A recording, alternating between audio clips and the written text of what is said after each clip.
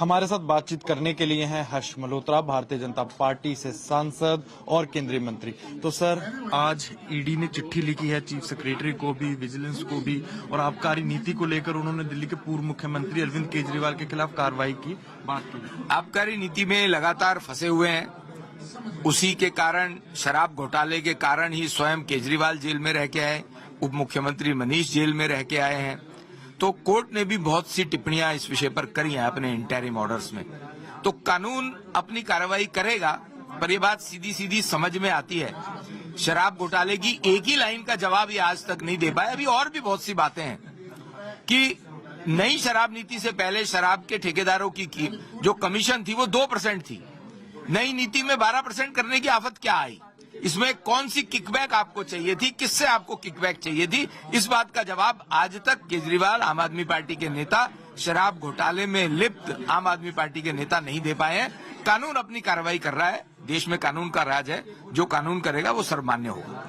आज देखा जा रहा है एमसीडी स्कूलों में देखा जाए मुहिम शुरू की जा रही है बांग्लादेशी, अवैध बांग्लादेशियों के खिलाफ। कैसे देखते हैं आप इसे, क्योंकि चुनाव में बड़ा मुद्दा ये चुनावी ढकोसला है आम आदमी पार्टी का। मैं आपके माध्यम से अरविंद केजरीवाल, संजय सिंह, इन सब लोगों को, आम आदमी पार्टी के नेताओं को कहना चाहता हूं, आम आदमी पार्टी की जो सरकार दिल्ली में है उनको कहना चाहता हूं, दिल्ली के अंदर जो भी बांग्लादेशी घुसपैठिए, रोहिंग्या, जो देश के नागरिक भी नहीं है, जिनको सुविधाएं आम आदमी पार्टी दे रही है, दिल्ली की जनता का हक मार के, दिल्ली के पूर्वांचल के भाइयों बहनों का हक मार के, उनको ये रोहिंग्यों को सारी सुविधाएं दे रही हैं। तो कृपया करके उन रोहिंग्यों को आइडेंटिफाई करें जो देश के नागरिक भी नहीं है, उनको दिल्ली से बाहर निकालने के काम करें। ये बेकार का ढकोसला मत करें।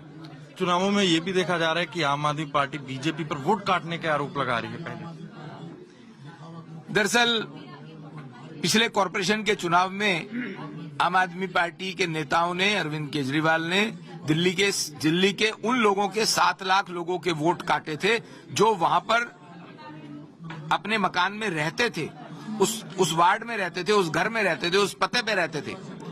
तो इनको अब ये डर लग रहा है कि जो ये रोहिंग्या, घुसपैठिए, जो लोग वास्तव में रहते ही नहीं है, जिनके नकली वोट हैं, उनके लिए अगर चुनाव आयोग ने कोई मुहिम चलाई है, इसलिए वो डरे हुए हैं और ऐसी बात कह रहे हैं। सही मायने में चुनाव आयोग किसी का वोट काटता है, 7 नंबर फॉर्म उसके लिए भरा जाता है।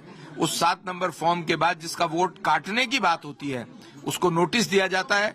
चुनाव आयोग के लोग, बीएलओ, एआरओ, आरओ स्वयं उस व्यक्ति को स्क्रूटिनाइज करते हैं, उसको नोटिस दिया जाता है, उसको बात कहने का मौका दिया जाता है। उसके बाद अगर जांच में पाया जाता है कि वो व्यक्ति वहां नहीं रहता, अगर 25 गज के मकान में 50 लोग, 60 लोगों के रहने की बात आती है, वोटर लिस्ट में है, एक ही पेज के ऊपर अगर एक व्यक्ति के 3 वोट हैं और 3 अलग अलग उसकी आईडीज हैं, तो वो वोट तो कटेगा ही। तो इस बात के लिए आम आदमी पार्टी परेशान क्यों हो रही है? चुनाव आयोग अपना लीगल तरीके से काम कर रहा है। जिसका वोट काटना है उसको नोटिस मिल रहा है, उसको अपनी बात कहने का मौका भी मिल रहा है, जो प्रावधान में है। तो इनको डर लग रहा है चुनाव हारने का, इसलिए अभी से ये कहना शुरू कर दिए हैं कि बीजेपी ने वोट कटवा दिया। अभी थोड़े दिनों में अभी से ही ईवीएम का रोना भी शुरू कर देंगे। तो ये थे हमारे साथ केंद्रीय मंत्री हर्ष मल्होत्रा, जिन्होंने चाहे बांग्लादेश, रोहिंग्या से जुड़ा जो विवाद है आम आदमी पार्टी और भारतीय जनता पार्टी के बीच, और उसके साथ जो वोट काटने के लेकर जो बड़े आरोप लगाए जा रहे हैं, उस पर बातचीत रखी। कैमरामैन प्रदीप गुप्ता के साथ अनमोल बाली की दिल्ली से रिपोर्ट।